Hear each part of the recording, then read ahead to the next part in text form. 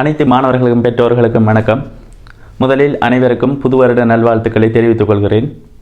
வாரந்தோறும் 3 காணொளிகள் எனது ஃபேஸ்புக், யூடியூப் மற்றும் டிக்டாக் போன்ற தளங்களில் பதிவேற்றம் செய்யப்படும். எனவே மாணவர்கள் இதனை அவதானித்து பயன்பெற்றுக் கொள்ளுமாறு கேட்டுக்கொள்கிறேன். இன்று புது வருடம் என்பதால் நாட்காட்டி தொடர்பான வினாவிலிருந்து நமது முதலாவது வீடியோவை ஆரம்பிக்கலாம்.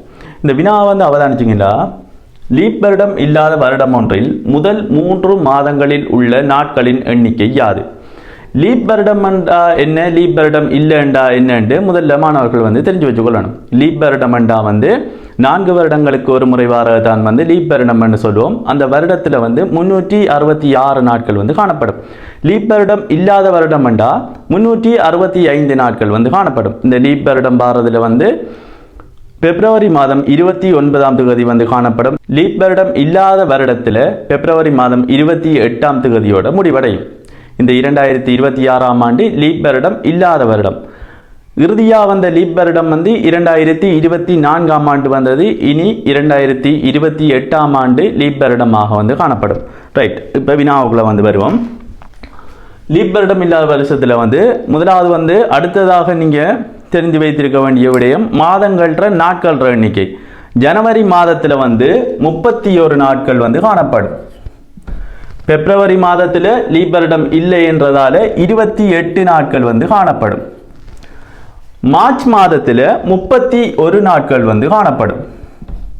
எனவே முதல் 3 மாதங்கள் உள்ள நாட்களை கேட்டதால இது மூன்றையும் என்ன செய்யணும், நம்ம கூட்ட வேண்டும். 1 மட்டும் 9, 9 3 10, 10க்கு பூஜ்ஜியத்தை போட்டு 1 மிகுதியாக காணப்படும். 3 2 5, 5 3 8, 8 3 9. எனவே 90 நாட்கள் விடையாக காணப்படும்.